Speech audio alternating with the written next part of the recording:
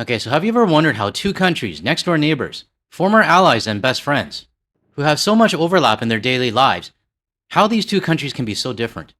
Growing up, for me, going to the United States was like going to my next door neighbor's house. You just kind of go over and they invite you in. Of course, I would always take off my shoes and leave the place better than it was when I arrived. It was just natural for me to say, "Hey, let's go for a weekend trip to the United States." But yeah, I'm a late bloomer. I'm not afraid to admit that, and I see the flaws and the differences now. And it's clear to me that Canada has been taking care of its citizens a lot better than the United States government has been taking care of theirs. I mean, we know about their healthcare. I mean, I wouldn't want to break a finger in the United States. And I just learned that the United States doesn't get maternity leave. That's just unheard of, if you ask me. But to dig a little bit deeper into this and why the United States government is the way it is, I got the help from Professor Wayne Smith.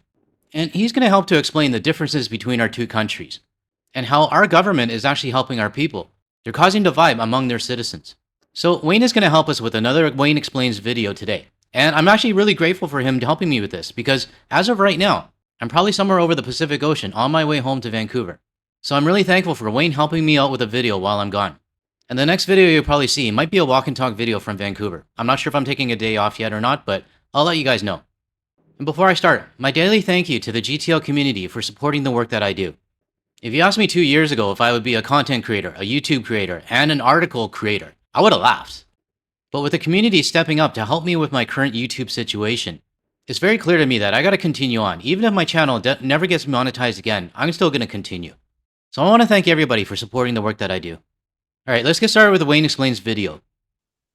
Welcome to another edition of Wayne Explains. Today, I'm celebrating GTL's trip back to Canada. I got a Vancouver Canucks hat. I'm wearing my plane top. I even shaved my beard because I didn't want him to be afraid. I know he hasn't seen a playoff beard in a very long time. Oh my god. I was gonna like pause here and think of a good comeback, but I don't have one. But for the viewers who don't follow the NHL, my team is the Vancouver Canucks. That's why he's wearing a Vancouver Canucks hat. And my team last year, they finished dead last. So as much as I want to retaliate with a comeback, I really don't have one right now because doesn't seem to be a good future for my team. So well played, Wayne. Well played. So today is going to be a short and sweet Wayne Explains because today I'm explaining why the US is being so harsh with Canada. And it's not necessarily because of economics, it's because of our ideals. And they don't want our ideals going down to the US. So let me go through this really quickly. So point one, the idea of peace, order, and good government. They want people to be not trusting the government. They want people to think that the government is useless and that the government doesn't do anything for the people. Because if the government doesn't do anything for the people, I don't need to care about them. They're not going to do anything for me anyway.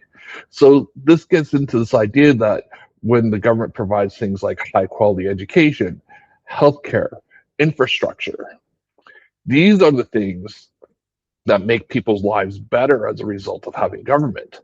See, when the only thing that government is involved in is things like policing and things that could make your life more challenging as opposed to easier, then you always look at government as an impediment and as something you don't care about, as opposed to they're only in my life when they're, and it's a bad thing. See, this is where they don't want the idea of the government can be a good thing in your life if they're providing things that make citizenship better for everybody. Because this gets into the second point then, holding the powerful to account. They don't want people to hold the powerful to account. They don't want to know that if the government is not serving the people properly, they can be taken out. They want people to be in their tribes. They want them to say, oh, it doesn't really matter to me, but I want my Republicans, I want my Democrats. They want people to be entrenched and not really thinking about what the two parties are doing. They just want them to be their team, right? Where in Canada, people will switch party allegiance much more frequently. So if you take a look through Canadian history and you look at, there's a really cool book if you ever want to. It was called Bastards and Boneheads, which was the history of the Canadian prime ministers. But what you'll see is Canadian prime ministers tend to last long. However, when they go off and people start feeling like they're not providing well for the citizens, that party can absolutely get decimated. So you saw it, for example, in the late 80s, early 90s with Brian Mulroney. And Brian Mulroney was popular for quite a while, especially with the first NAFTA deal. And then shortly after that, he started not being seen as being for the people. He quit. They put in Kim Campbell as a result, and that progressive conservative party got wiped out. And that led to today's conservative party, which is another story for another day. However, the idea of this is that when you hold the powerful to account, all of a sudden, this idea of I can do anything, I'm no one's going to care about what we're doing, all of a sudden starts to go away. And this leads to the third point, which is community versus individuals. When the community acts together to hold people to account, to demand good services from their government, all of a sudden the whole dynamic changes. When you see things like boycotts, like we're doing, where you have millions of people doing small actions to hold the government to account, that scares the living daylights out of the US system. They want people thinking individually. I'm getting mine, so therefore we're good. Or I could get mine one day, and therefore we're all good because I could get rich one day. See, when we start thinking about community, when we start to think about, hey, healthcare is good for everybody. No one needs to be tied to one job just because their healthcare comes through their job. No one, we need good education because it rises everyone in the community and it gives people opportunities. We need good infrastructure so that we can move things across the country and work together to build communities. We need things like public transit. We need things like, we need ideas where we helps us all rise together. We need a social safety net for those people who come under tough times because we're all not that far from that tough time. Where the US mentality is, I'm never going to have that tough time, so I'm not going to need that safety net. Therefore, I don't worry about someone else having it. Or I have my health care. I'm not going to lose my health care. Someone else not having health care doesn't bother me because that might cost me more money and hurt me. It's two very different mentalities. So in all, the idea of this is one of the reasons the US is so harsh on us is they don't want this Canadian ideal of community and how we're coming together and how we're willing to take a hit together to help other parts. And this is something that scares the US when people start work together and people start to take the power. It goes directly against the US system of governance, the US system of powerful and the elite. So this is why they're being so harsh on Canada. Yes, there's some dollars and cents involved, but even more importantly, there's a societal belief involved. And if you're powerful and you want to hold on to your power, you don't want people thinking too hard about, okay, we work together, we could change the system. Back to you, GTL. I want to thank you, Wayne, for this video. And the thing that actually resonated with me is the working together part. And the two big examples I want to show is the boycotting of the United States, which is a community thing, and not just community, but like countrywide, but also this P. Hoekstra petition.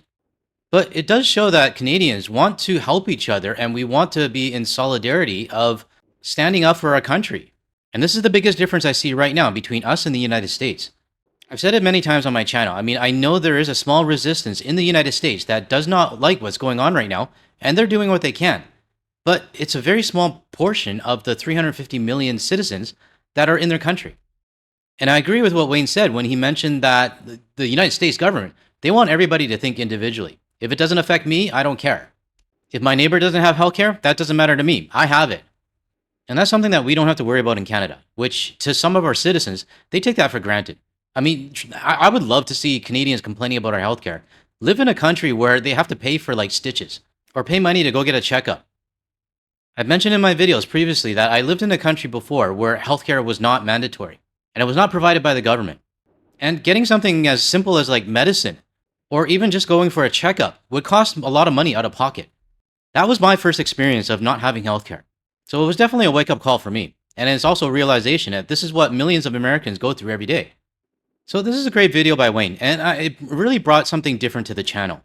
And I do hope we can continue these kind of conversations, these topics moving forward. So I want to thank you again, Wayne, for helping me with this Wayne Explains video. And I can't wait to see the next one.